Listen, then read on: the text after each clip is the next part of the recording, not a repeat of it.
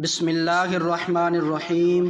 محترم ناظرین السلام علیکم۔ حضرت عبداللہ رضی اللہ تعالیٰ عنہ یہ ہمارے حضور رحمت عالم صلی اللہ علیہ وسلم کے والد ماجد ہیں۔ یہ عبد المطلب کے تمام بیٹوں میں سب سے زیادہ باپ کے لاڈلے اور پیارے تھے، کیونکہ ان کی پیشانی میں نور محمدی اپنی پوری شان و شوکت کے ساتھ جلوہ گر تھا، اس لیے حسن و خوبی کے پیکر اور جمال و صورت و کمال، سیرت کے آئینہ دار اور عفت و پارسائی میں یکتا روزگار تھے۔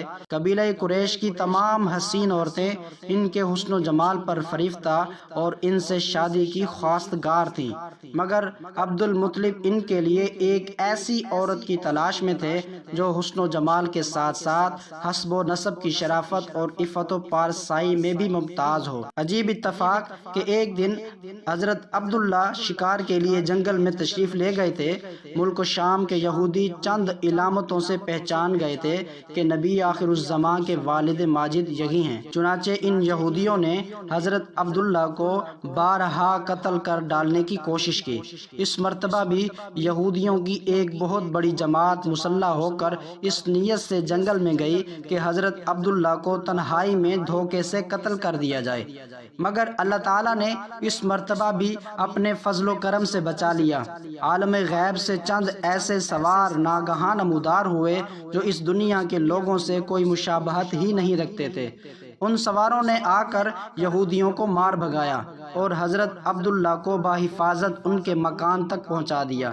وہب بن مناف بھی اس دن جنگل میں تھے اور انہوں نے اپنی آنکھوں سے یہ سب کچھ دیکھا، اس لیے ان کو حضرت عبداللہ سے بے انتہا محبت و عقیدت پیدا ہو گئی اور گھر آ کر یہ عزم کر لیا کہ میں اپنی نور نظر حضرت آمنہ رضی اللہ تعالیٰ عنہا کی شادی حضرت عبداللہ سے ہی کروں گا۔ چنانچہ اپنی اس دلی تمنا کو اپنے چند دوستوں کے ذریعے انہوں نے عبد المطلب تک پہنچا دیا۔ خدا کی شان کے عبد المطلب اپنے نور نظر حضرت عبداللہ کے لیے جیسی دلہن کی تلاش میں تھے، وہ ساری خوبیاں حضرت آمنہ بنت وہاب میں موجود تھیں۔ عبد المطلب نے اس رشتے کو خوشی خوشی منظور کر لیا۔ چنانچہ 24 سال کی عمر میں حضرت عبداللہ کا حضرت بی بی آمنہ سے نکاح ہو گیا اور نور محمدی حضرت عبداللہ سے منتقل ہو کر حضرت بی بی آمنہ کے شکم اطہر میں جلوہ گر ہو گیا۔ اور جب حمل شریف کو 2 مہینے پورے ہو گئے تو عبد المطلب نے حضرت عبداللہ کو کھجوریں لینے کے لیے مدینہ بھیجا یا تجارت کے لیے ملک شام روانہ کیا۔ وہاں سے واپس لوٹتے ہوئے مدینہ میں اپنے والد کے ننھال بنو عدی بن نجار میں 1 ماہ بیمار رہ کر 25 برس کی عمر میں وفات پا گئے اور وہیں دار نابغہ میں مدفون ہوئے۔ قافلے والوں نے جب مکہ واپس لوٹ کر عبد المطلب کو حضرت عبداللہ کی بیماری کا حال سنایا تو انہوں نے خبر گیری کے لیے اپنے سب سے بڑے لڑکے حارث کو مدینہ بھیجا۔ ان کے مدینہ پہنچنے سے قبل ہی حضرت عبداللہ راہی ملک بقا ہو چکے تھے۔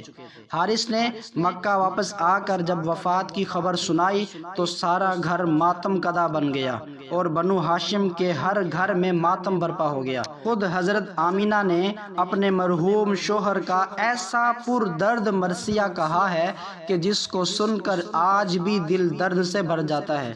روایت ہے کہ حضرت عبداللہ کی وفات پر فرشتوں نے غمگین ہو کر بڑی حسرت کے ساتھ یہ کہا کہ الہی تیرا نبی یتیم ہو گیا۔ حضرت عبداللہ کا ترکہ ایک لونڈی ایمن جس کا نام برکہ تھا، کچھ اونٹ کچھ بکریاں تھی، یہ سب ترکہ حضور سرور عالم کو ملا۔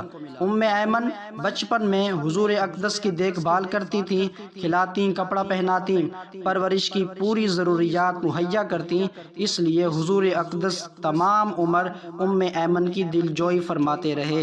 اپنے محبوب غلام حضرت زید بن حارثہ سے ان کا نکاح کر دیا اور ان کے شکم سے حضرت اسامہ پیدا ہوئے۔ ویڈیو اچھی لگی ہو تو ہماری ویڈیو کو لائک اور شیئر ضرور کریں۔ ایسے مزید واقعات سننے اور دیکھنے کے لیے ہمارے چینل کو سبسکرائب کریں۔